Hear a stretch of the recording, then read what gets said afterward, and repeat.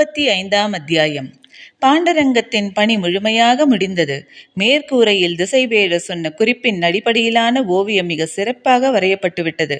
மரச்சாரங்கள் அனைத்தையும் கழற்றிவிட்டு பார்க்கும்போது முன்பை விட மிக துல்லியமான அளவுகளில் விண்மீன் கூட்டங்கள் ஒளி வீசின. வெள்ளியின் இருப்பிடம் மட்டுமல்ல, வரையப்பட்ட வானத்தில் கோள்கள் அனைத்திலும் இருப்பிடங்களும் பொருத்தமாக இருந்தன. அந்துவன் பாண்டரங்கத்தின் எல்லா திசைகளிலும் நின்று மேற்கூரையை பார்த்து கொண்டே இருந்தான். நாம் கவனமாக வேலை செய்யும் போதுதான் வேலை சிறப்பாக அமையும். ஆனால் நம்மையும் மீறி அதிசிறந்த இடத்தை அடைவது எப்போதாவதுதான் நிகழும். அதுதான் இப்போது நிகழ்ந்திருக்கிறது. மனமும் கண்களும் சலிப்படையும் வரை பார்த்தான். பின் கழுத்து பிடித்து கொள்ளும் என மற்றவர்கள் கூறிய போதும் அவன் அன்னார்ந்து பார்த்து மகிழ்வதை நிறுத்தவில்லை. ஊன்றுகோலை தூக்கி வீசி ஆசான் ஏற்படுத்திய அவமானத்தை துடைக்க மனம் மேலெழுந்து கொண்டிருந்தது. ஆசானை அழைத்து வாருங்கள் என்றான். பணியாளர்கள் விரைந்தனர். தான் சொல்லாமல் பணியாளர்களை அனுப்பியதிலிருந்தே ஒரு செய்தியை அவன் சொல்ல முயன்றான்.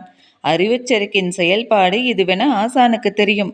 மாணவர்களிடம் அவர் எதிர்பார்ப்பது இதைத்தான். ஆனால் அவர் எதிர்பார்ப்புக்கு மாறாக நடந்துவிட்டால் விளைவு அப்படியே தலைகீழாக மாறிவிடும். அதன் பிறகு வாழ்வில் மறக்க முடியாத நாளாக அது மாறும். இதை மாணவர்கள் அறிவர்.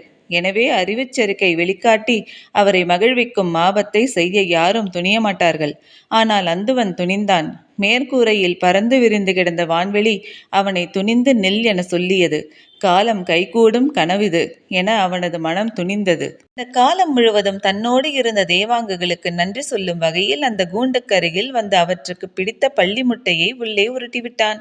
வழக்கம் போல சிறிது நேர தயக்கத்துக்கு பிறகு இரண்டும் அந்த முட்டையை நோக்கி வந்தன.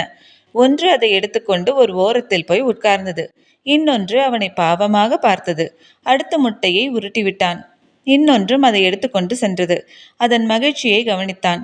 சற்றே மாறுபட்ட ஒன்று அவன் கண்களில் பட்டது. அதை பெரிதாக எடுத்துக்கொள்ளாமல் அடுத்தடுத்த முட்டையை உருட்டிவிட்டான். அவை இரண்டும் எடுத்து தின்றன. முன்னர் அவன் கண்களில் பட்ட அதே செயல் மீண்டும் பட்டது. இது தற்செயலாக இருக்கும் என நினைத்தான். அடுத்தும் பள்ளி முட்டைகளை உருட்டிவிட்டான். மீண்டும் அதுவே நடந்தது. அவன் சற்றே அதிர்ச்சி அடைந்தான். அப்படி இருக்காது என நினைத்தவன் பள்ளி முட்டைகளை உருட்டுவதை நிறுத்திவிட்டு சிறு கம்பு ஒன்றை எடுத்தான். அவ்வளவு நேரம் முட்டையை தின்று அவற்றை குச்சி கொண்டு விரட்டினான். அவை அஞ்சி உள்ளொடுங்கின. அப்போதும் அவற்றின் செயல் ஒன்று போலவே இருந்தது. மீண்டும் அவன் குச்சியை ஓங்கினான். உள்ளே போய் ஒண்டியவை வேறு இடம் நகராமல் அங்கேயே பதுங்கின. அவன் குச்சியால் சற்றே அடித்து அவற்றை களைத்தான். அவை கத்தியபடி இந்த இடம் விட்டு நகர்ந்து கூண்டின் இன்னொரு பக்கம் வந்தன. அவன் கண்கள் நம்ப முடியாத ஒரு வியப்பை கண்டு கொண்டிருந்தன. நான் காண்பது உண்மைதானா என அவன் தன்னை மீண்டும் மீண்டும் கேட்டபடி அந்த சோதனையை நடத்தி கொண்டே இருந்தான். பார்த்து கொண்டிருந்த பணியாளர்களுக்கு என்ன நடக்கிறது என்பது புரியவில்லை. மகிழ்ச்சியாக இருந்த இவர் திடீரென அந்த விலங்கை ஏன் இந்த பாடுபடுத்துகிறார் என புரியாமல் திகைத்தனர். ஆசானை அழைக்கச் சென்ற பணியாளன் 3 நாழிகைக்கு பிறகு வருவார் என்ற செய்தியோடு திரும்பினான். அந்துவனோ தேவாங்கின் மீதான சோதனையை கைவிடுவதாக இல்லை. அடித்தும் மச்சமொட்டியும் அவற்றை ஓடவிட்டு கொண்டே இருந்தான். ஒரு நிலையில் பாண்டரங்கத்தின் வெளிக்கதவையும் மேல் மாட கதவுகளையும் பூட்டச் சொல்லிவிட்டு கூண்டை திறக்கச் சொன்னான். பணியாளர்கள் கூண்டை திறந்து அவற்றை வெளியே விட்டனர். ஓங்கிய அவனது கம்பை பார்த்து அஞ்சி அவை அரங்கின் எல்லா திசைகளிலும் ஓடின. அவன் அவற்றை விரட்டியபடி இருந்தான். அவற்றின் செய்கை அவன் எண்ணத்தை உறுதிப்படுத்துவதாகவே இருந்தது. அவை கத்திக்கொண்டு தூண்களை பற்றி ஏற முயற்சித்தன. பிடிநழுவி விழுந்தன. சிறு சிற்பங்களின் மேல் ஏறி மறைய முயற்சித்தன. அவன் விடுவதாக இல்லை. எல்லா திசைகளிலும் அவற்றை விரட்டினான். தன் கண் முன்னால் காண்பது உண்மை என்பதை அவன் முழுமையாக நம்பும் வரை அவற்றை விரட்டி கொண்டே இருந்தான். பணியாளர்கள் என்ன நடக்கிறது என புரியாமல் திகைத்து போய் நின்றனர். அவை கத்துவதும் பாவமாக பார்த்து அலைக்கழிவதும் அவர்களது மனதை உருக்கின. அந்துவனின் மனமோ மகிழ்வில் திளைத்தது. அவற்றின் ஒவ்வொரு துள்ளலிலும் அவன் கண்கள் மகிழ்ச்சியை வெளிப்படுத்தின. இத்தனை நாள் இதை எப்படி நான் கவனிக்காமல் இருந்தேன் என்று புலம்பியவாறே, இதை பிடித்து கூண்டில் அடையுங்கள், நான் போய் ஆசானை உடனடியாக அழைத்து வருகிறேன் என்று சொல்லி புறப்பட்டான். திருவேழரின் தென் திசை மாளிகையின் முன் வந்து இறங்கினான் அந்துவன். வேலையாட்கள் அவன் குதிரையை வாங்கி கொண்டனர். உள்ளே நுழைந்தான். தொலைவிலேயே அவன் வருவதை பார்த்து விட்டார் திசைவேடர். அறிவு செருக்கு சரிந்து விட்டது என அவரது மனம் சொன்னது. இன்னொரு முறை பாண்டரங்கத்தின் பிழை நிகழ்த்தி இருக்கிறான். நான் சொல்லி அனுப்பிய நேரத்துக்குள் பதற்றமாகி அவனே வந்துள்ளான். காரணம் வேறு என்னவாக இருக்க முடியும் என்று எண்ணியபடியே அவனை உள்ளே அழைத்தார். உடனடியாக புறப்பட்டு வரவேண்டும் என்ற வேண்டுகோளை முன்வைத்தான். அவர் எந்தவித காரணமும் கேட்கவில்லை. சற்று நேரத்தில் புறப்பட்டார். அவர் காரணம் கேட்காதது குறித்து அந்துவன் கவலை கொள்ளவில்லை. அவர் புறப்படும் வரை காத்திருந்து அவரை அழைத்து வந்தான். பாண்டரங்கத்துக்குள் இருவரும் நுழைந்தனர். வழக்கம் போல் அவர் மாளிகையின் நடுவில் நின்று அண்ணாந்து மேற்கூரையை பார்த்தார். அவர் நினைத்ததை விட மிக சிறப்பாக அது வரையப்பட்டிருந்தது. அந்துவனை பாராட்டலாம் என நினைத்து திரும்பிய போதுதான் கவனித்தார். அவன் அருகில் இல்லை. சற்று தொலைவில் தூண்களுக்கு பக்கத்தில் இருந்த தேவாங்குகளின் கூண்டுக்கருகில் நின்றிருந்தான். என்ன அங்கே நிற்கிறாய்? நான் உங்களை காண வருமாறு அழைத்தது இந்த விலங்கை பார்க்கத்தான். என்ன இது? இதன் பெயர் தேவாங்கு என சொல்ல வாயெடுத்தவன் இயற்கையின் அதிசயம் என்றான். என்ன சொல்கிறான் இவன் என்று சிந்தித்தபடியே கூண்டுக்கருகில் வந்து உற்று பார்த்தார் ஆசான். அவை உள்ளொடுங்கி நின்றன. இது ஒரு வானியல் விலங்கு. விலங்கு என்று சொல்லியபடியே கையில் இருந்த குச்சியை அவரின் கையில் கொடுத்தான். அவர் அதை கொண்டு கூண்டுக்குள் இருந்தவற்றை சற்றே தொந்தரவு செய்தார். அவை இங்கும் அங்குமாக நடந்து அலைமோதின.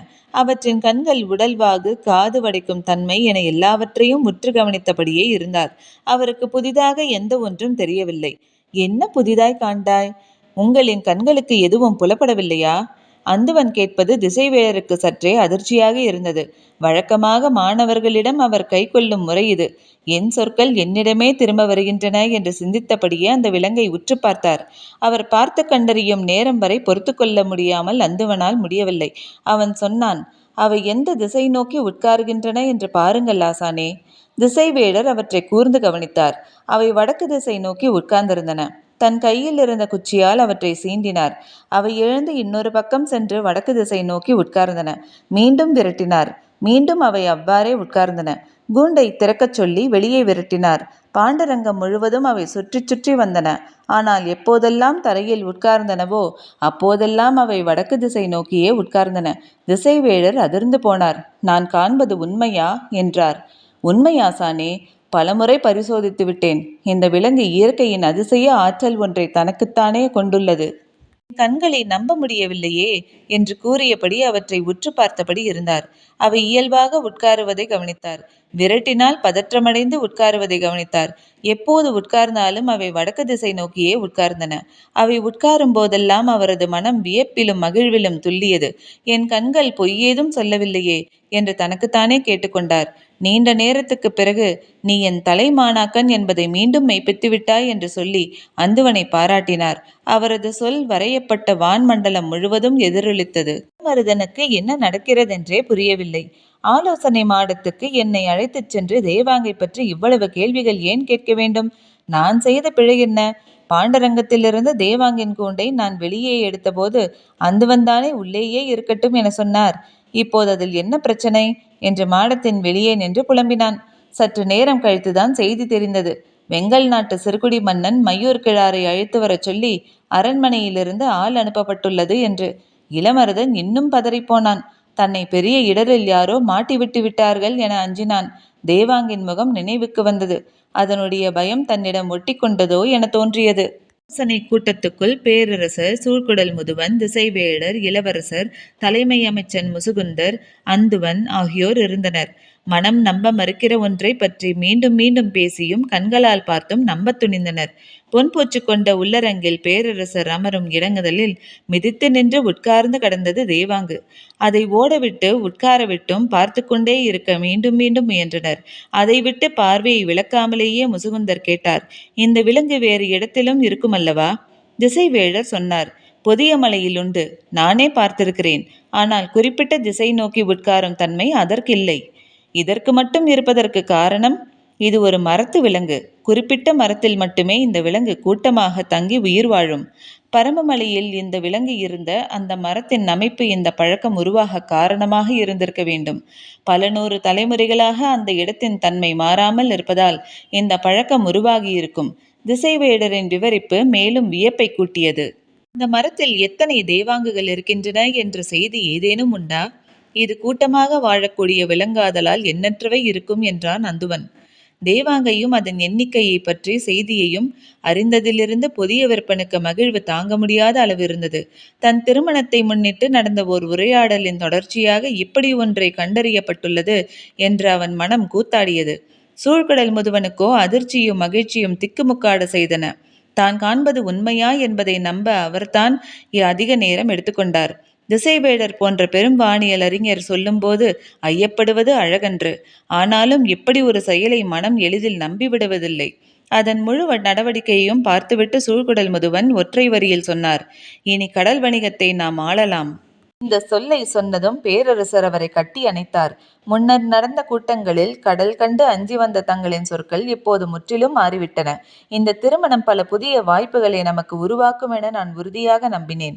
ஆனால் அந்த வாய்ப்பு இவ்வளவு சிறந்ததாக இருக்கும் என நான் எதிர்பார்க்கவில்லை என்றார் பேரரசர். சூழ்கடல் முதுவன் சொன்னார், என் வாழ்வில் இன்று அடைந்துள்ள வியப்பும் மகிழ்வும் கலந்த ஓர் உணர்வை இதுவரை நான் அடைந்ததில்லை. திசையறிய முடியாமல் எவ்வளவு இழப்புகளை நாங்கள் கண்டுள்ளோம். எத்தனை மனிதர்கள், கப்பல்கள், பொருள்களையெல்லாம் கடல் கொண்டு போனது. திசையை தவறிவிட்டதால் தான் என் 2 மகன்களையும் பறிகொடுத்தேன். கடல் பயணத்தில் திசையறிதல் என்பது கடலை வெல்வதற்கு இணையானது. இது தேவாங்கன்று. உண்மையில் இதுதான் தேவவாக்கு விலங்கு என்று சொல்லி அதை தொட்டு தூக்கி கொஞ்சினார். நெருங்கிக் கொண்டிருந்தது. வெளியே உட்கார்ந்திருந்த இளமருதனுக்கு நேரமாக ஆக பதற்றம் கூடிக்கொண்டே போனது. சிறிது நேரத்தில் செவியன் அங்கு வந்து சேர்ந்தான். காலையில் திசைவேடர் இந்த உண்மையை கண்டறிந்த பிறகு முதலில் பேரரசரிடம் சொல்லியுள்ளார்.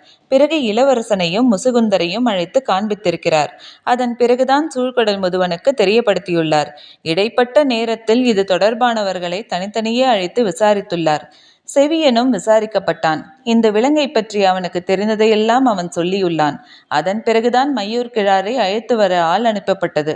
இவையெல்லாம் ஏன் நடக்கின்றன என்பது அவனுக்கு விளங்கவில்லை. இளமருதனை கண்டு என்ன நடந்ததென்று கேட்டு போகலாம் என்று வந்துள்ளான். இளமருதனோ பதற்றத்தில் நடுங்கி போயிருந்தான். நான் அந்துவனிடம் ஒப்படைத்து விட்டு போனதோடு சரி, அதற்கு பிறகு என்ன நடந்ததென்றே தெரியவில்லை என்றான். செவியனுக்கும் மிகவும் குழப்பமாகவே இருந்தது. அரண்மனை நிர்வாகத்தை நன்கு அறிந்தவர்தானே நீங்கள்? உங்களுக்கும் இதற்கான காரணம் புரியவில்லையா என கேட்டான் இளமருதன். என்னால் எது ஒன்றையும் தொடர்பு படுத்தவே முடியவில்லை. ஒரே ஒரு செய்தி கேள்விப்பட்டேன். ஆனால் அதற்கு இவ்வளவு நாள் கழித்து ஏன் விசாரிக்கிறார்கள் என்பதுதான் புரியவில்லை என்றான். என்ன செய்தி அது? நாம் அன்று நள்ளிரவு கோட்டைக்குள் நுழைந்தோம் அல்லவா? அப்போது கதவை திறந்துவிட்ட யானை மதம் பிடித்து கோட்டை தளபதியை கொன்றுவிட்டது. இந்த செய்தி வெளியே யாருக்கும் தெரியாது. திருமண காலத்தில் தலைநகருக்குள் நிகழ்ந்த மரணம் என்பதால் வெளியே தெரியாமல் எல்லாவற்றையும் முடித்துவிட்டார்கள். அது தொடர்பாக கோட்டை வாசலில் பாதுகாப்பில் இருந்த வீரர்கள் விசாரிக்கப்பட்டுள்ளனர். அப்போது ஒருவன் மட்டும் சொல்லியிருக்கிறான், பார்க்கவே அருவருப்பாக இருந்த ஒரு விலங்கை உள்ளே எடுத்து வந்தனர். அதை கண்ட பிறகுதான் அந்த யானை மிரட்சி கொண்டுள்ளது என்று. இளமருதன் நடுங்கி போனான். செவியன் சொன்னான், அப்போது நடந்ததற்கு இப்போது ஏன் விடாமல் விசாரிக்கின்றனர் என்பதுதான் புரியவில்லை. இருவரும் என்ன செய்வதென்று தெரியாமல் உட்கார்ந்திருந்தனர். நீண்ட நேரம் கழித்து சக்கரவாகை பறவையை கொண்டு வர பயன்படுத்தப்பட்ட பொற்பல்லக்கு ஒன்றை பணியாளர்கள் மாளிகைக்குள் தூக்கிச் சென்றனர். இதை ஏன் தூக்கிச் செல்கின்றனர் என்பது தெரியாமல் விழித்த செவியன் தனக்கு நன்கு தெரிந்த அரண்மனை பணியாளனிடம் தனியே போய் விசாரித்தான். ஏதோ ஒரு புதிய விலங்கொன்று வந்திருக்கிறதாம், அதை வைக்க என்றான் அவன். அதிர்ச்சியானவர்கள் 2 பேரும். அன்று சக்கரவாகை பறவையின் கூண்டு வைக்கப்படும் மேடையின் மீது இதை வைத்ததற்குத்தான் அந்துவன் அவ்வளவு கோபப்பட்டான். தூக்கி வீசிவிடுங்கள் என்றான். இன்றோ சக்கரவாகை பறவை கொண்டு வரப்பட்ட பொற்பல்லக்கை இதற்கு கொண்டு போகின்றனர். என்ன நடக்கிறது? செவியன் சொன்னான், இளமருதா, இது நீ அச்சம் கொள்ள வேண்டிய நிகழ்வன்று. வேறு ஏதோ சிறப்பு வாய்ந்ததொரு நிகழ்வு. அப்போதுதான் இளமருதனுக்கு தோன்றியது, பாரிக்கு தேவவாக்கு சொல்லும் விலங்கு. இதன் சிறப்பை சொல்லி நாம் அல்லவா பேரரசரிடம் பாராட்டை பெற வேண்டும் என்று இருந்தோம்.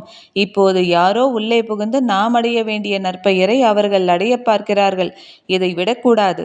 அடுத்து நாம் என்ன செய்ய போகிறோம் என்பதே முக்கியம். இந்த திருமணத்துக்கு எல்லோரும் வந்திருக்கின்றனர். சேரனுக்கும் சோழனுக்கும் கூட இங்கு நடந்ததை விளக்கமாக சொல்லும் பலர் வந்துள்ளனர். அதே போல யவனர்களின் பெருந்தளபதிகள் இங்கு வந்துள்ளனர்.